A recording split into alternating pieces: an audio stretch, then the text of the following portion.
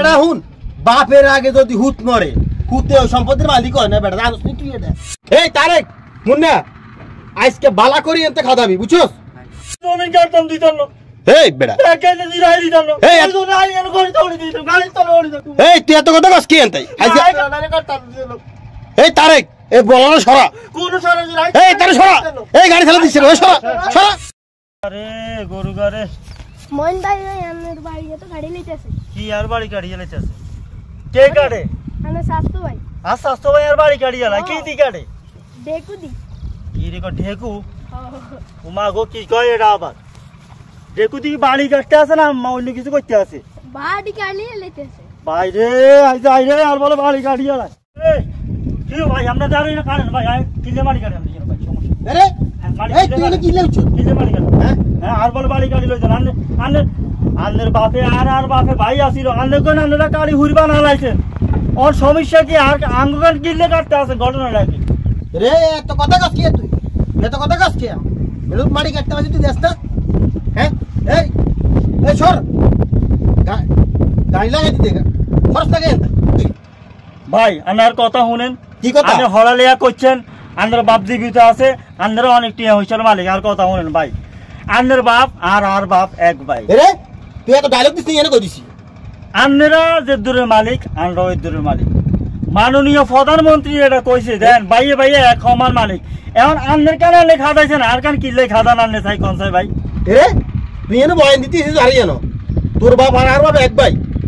এক ভাইটাই দরকার নাই এই তিন হলাই এত জায়গা হাইছিনি তোরা ভাগে তোরা তো হর মারি কাটতে দিয়ে আরে তুই কম ভাগে আমি তুই এই মারিগুন ধর আর বেটা মারিগুন উড়াস না যেটা হরাই এনতাই আমরা হয়তো এটি মইতে মারি আর বাপ নাই কোন দাদার তো রক্ত কোন দুজন এক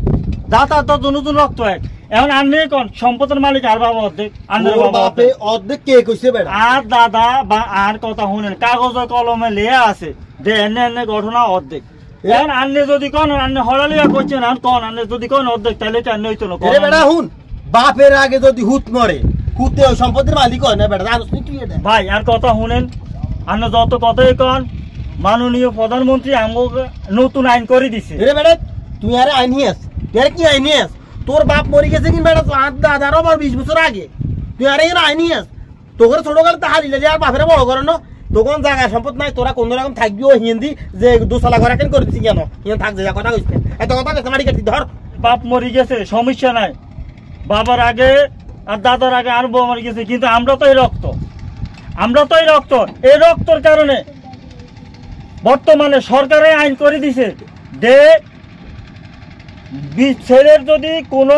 ওয়ারিশ থাইকা থাকে সেই অর্ধেকের মালিক হইবে এত কথা না তুই তো হরবি নি কাম দিছে বস কেতি না আন্নে বুঝের মানুষ আন্নে বুঝেন আই আমরা অনেক কই আন্নে অনেক বুঝেন এই দেন আর মোবাইলের মধ্যে মেসেজ আইছে এরি সান আই কিছুক্ষণ আগে হলাইছি আন্নে সান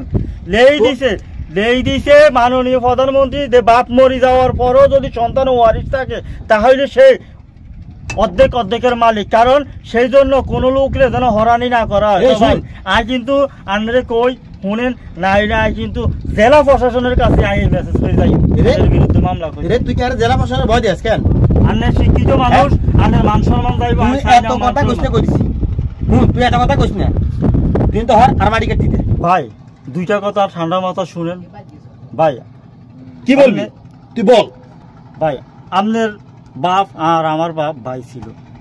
আমার বাপ মারা গেছে যাওয়ার সময় কিছু নিতে পারেন আমার বাপ মরে গেছে কি নিয়ে যেতে হয়েছে 3.5 জায়গা নিতে হয়েছে এই সয় সম্পদ কিছু নিতে পারছে পারে না তো ভাই আমরাও আমার ভাই কিন্তু ভাই আমরাও কিছু নিতে নিতেন না ভাই কারণ ওই দুনিয়ার চিন্তা করেন শুধু এই দুনিয়ার চিন্তা করলে হইতো না কারণ দুনিয়া আরেকটাও আছে আপনি জুলুম করে হাতে খাইবেন সব কিছু নিয়ে বাচ্চা কাচ্চারও দিবেন কিন্তু বাচ্চা কাচ্চা কবরের মধ্যে আপনাদের হিসাব দিত না হিসাব কিন্তু আপনি দিতে হইব ভাই হয়তো আম করে গরিব বানাইছে আল্লাহ হয়তো আপনারা টিয়া হইসে দিছে কিন্তু ভাই গরিবের উপর অত্যাচার করবেন না ভাই আল্লাহ একজন উপরে আছে হাতে একজন দেয় কিন্তু ভাই আপনারা কইতে আসি ভাই আপনি একটু ঠান্ডা মাথা চিন্তা করেন ভাই কিন্তু আপনি কিছু নিতে নাইতেন না যাইতে সময় কিচ্ছু নিতে নাইতেন না সাদা কাপড় কেন আড়িয়া নিতে নেই আর বাপে যাই নিতে এরকম আমি চলে গেলাম আইয়ানোর লোক ঝগড়া করতাম না উঠে আল্লাহ একজন আছে ভাই মহিন যাস না ভাই, আসতেছি ভাই, আসলে বুঝতে পারি নাই। আসলে তুই আজকে অনেক কিছু বুঝেছিস আমারে, আমি যেটা বুঝতে পারি নাই। আমি আসতেছি, যাস না, দাঁড়া রে ভাই, দাঁড়া দাঁড়া, আমি আসতেছি, দাঁড়া দাঁড়া ভাই, যাস না, দাঁড়া দাঁড়া ভাই। কি রে ভাই রে, তুই কি কর? আমি তো আসলে বুঝতে পারি নাই যে তুই আমারে যে কথাগুলো বলে চোখ খুলে দিছস। আমি এত লেখাপড়া করি তো আমি বুঝতে পারি নাই। আসলে দুনিয়াতে আমাদের না, এই যে আমার বাপ দাদা সবাই ছিল, আজকে কেউ নাই। তোদের উপর আমি আসলে ছোটকাল থেকে জুলুম করছি। এতিমের উপর জুলুম করা কখনো ঠিক না। আমি বুঝতে পারি না। তুই আমার ক্ষমা করে দিস ভাই, তুই আর ক্ষমা করে দিস। তোর বড় ভাই ফায়ার ভিতরে তুই ক্ষমা করে দিস, বুঝছস? আর তোদের সম্পদ যা আছে আমি মেম্বার কাকা সব বসি, সব বন্টন করে দিব, আমি কিছু রাখবো না। তুই আমার বাবারাও ক্ষমা করে দিস, ঠিক আছে নি? আর আজকে দুবারে কিন্তু একসাথে খানা খাবো বাড়ি, ঠিক আছে নি? না তোর গরু টরু আছে তো, ওগুলো আমি বাড়িতে কেন? আচ্ছা ঠিক আছে।